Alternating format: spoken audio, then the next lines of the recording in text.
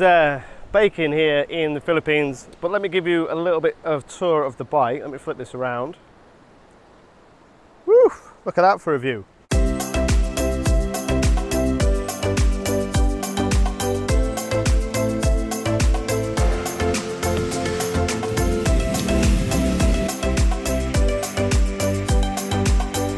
Welcome to Bennett's Bike Social. Welcome to the beautiful Philippines. Welcome to CFMoto's new 450 MT. This is their entry-level adventure bike. So 450 parallel twin. We've seen this engine in other models, but it's been fettled and tuned slightly to give it more torque and more drive. Chassis is completely new. This is like a bolt-on section, so if you damage it by going over rocks, that can be replaced. Suspension is KYB, 200mm of travel, fully adjustable on the front. 21-inch front wheel with Chinese rubber. We've got ABS on the front that is always on. We can't turn the ABS off the front, we can only turn the ABS off the rear.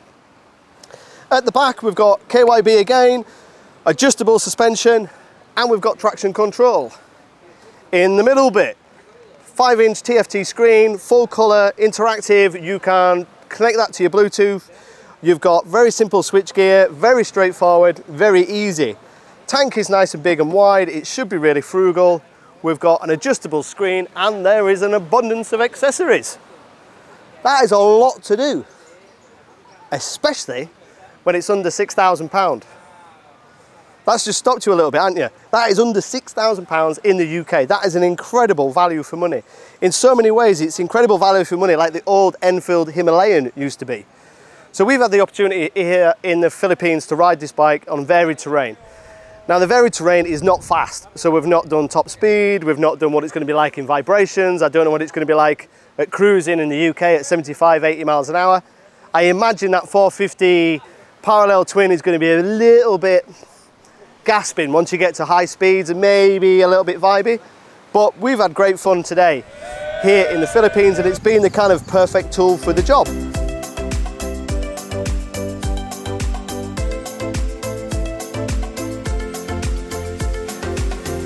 So it's been quite punishing. We've been pretty hard on it. The seat is a lot lower than you expect when you throw a leg over it. Even though you've got the 21-inch front wheel and the 18-inch rear and the long travel suspension and the good ground clearance, yeah, it's actually quite low and quite comfortable, quite accessible.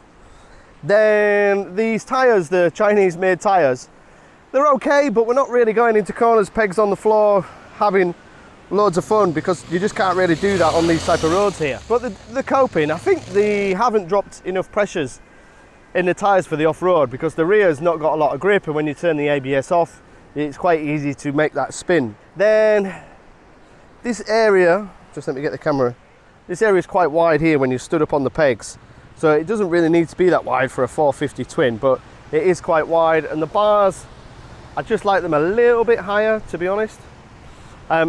The switch gear is pretty easy, pretty straightforward. We've got a massive ABS on and ABS off button here. If you have the ABS on, it struggles off-road because it's just cutting in all the time. It's pretty simple and straightforward. So you need to switch that off as soon as you get on, but you just hold it down, switches off the ABS, and it switches off the traction control at the same time. The clocks, I don't know if you can see that because they are filthy. They're quite straightforward, quite informative. The screen is adjustable. We've got the adjusters here, just on a little ratchet system. That's pretty straightforward, that's pretty easy. We've got the accessory crash protection on this, which is not standard. The engine, parallel twin, quite a lot of torque. They've retuned this engine compared to the engines that are in other 450 CF models. It's got a lot of drive and a lot of torque for a 450 twin. I'm using 5th and 6th gear once I'm above 60 kilometers an hour and just plodding along, being quite methodical. Pretty easy. It's not revvy really, it's a little bit vibey, but the kind of major criticism of the throttle is it's just a little bit snatchy off the bottom. There's no rider modes, it's just twist the throttle, remember those cable things, and off you go. So it's a little bit snatchy off the bottom. Feels like a bike of a few years ago, which it probably is. The brakes are reasonably strong. The ABS is a little intrusive when you brake really heavy off-road, because you can't turn the ABS off the front, you can only turn it off the rear. But I think these discs and pads and calipers are brand new. I don't think they've actually been used. So what I'm thinking is that they might be a little bit better in time. Styling wise, I think it looks good. It doesn't look like a bike that's going to be in the UK 5.7. It's an under £6,000 bike in the UK, and if you buy it on PCP, it's going to be 50 quid. Well, a bit less than 50 quid. That's quite impressive. The seat's comfortable, quite nice and flat, nice and comfortable. Room enough for the pillion, loads of room for luggage. Could you go touring on it? I don't see why not, which is a lot of bike, isn't it, for under 6 grand. In terms of competition, I think you've got maybe the Enfield Himalayan, you've got CRF from Honda. I wouldn't put the Triumph 400 Scrambler in it because I don't think it's got the off-road appeal of this bike. It feels like a big bike with a small engine. I think that's the best way to summarise it, but we've still got more riding to do, so we'll give you a bit of an update a bit later. Okay, so a quick spin off-road, or we'll give it a go.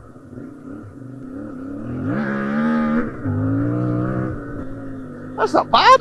We're in off-road mode, so we've got no ABS, lock rear. Nice, safety, van's going across the track. A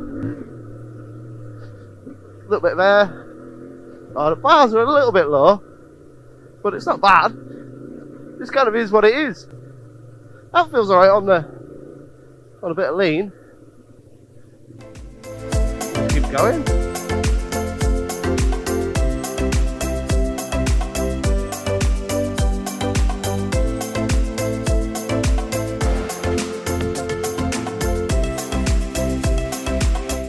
The fueling is a little bit snatchy off the bottom because it's kind of got a throttle, 2 cables, and that's it. There's no ride-by-wire, there are no multiple rider modes, there is not a rider mode, there is not a soft mode, there is not a rain mode. Twist the throttle and you go forward. So that initial is a little bit soft. And the suspension, we've just softened that up a little bit because it was a little bit harsh this morning. You could feel the bumps a little bit, so we've just wound it off a little bit. And that's the kind of joy of this bike, in that you can personalise it, and because it's so inexpensive, we can change the Chinese tyres for maybe something from Metzler, we can play with the suspension, we can fit some luggage and maybe go touring, and you're not going to break the bank balance. It's under £50 a month. My Sky bill is more than £50 a month. If I go to the pub and buy a round of drinks, that's £50 a month. So I'm going to stop buying my friend's drink, cancel my Sky bill, and get one of these in the back of the garage, because that's what you could do. Because it's so inexpensive, under 50 quid a month, you could just have it in the back of your garage, pull it out, go off-road riding, enjoy it, put it back again. Or likewise, do some touring, have some fun, ride it through winter, get it covered in salt and grit, give it a spray down, put it in the back of your garage, press that little button and it'll start every time. I think this is going to be really popular in the UK. I think it's really going against the Royal Enfield Himalayan, which has taken a huge amount of sales, and it's undercutting it in terms of power and off-road ability. So thanks for watching. I hope you've enjoyed the review.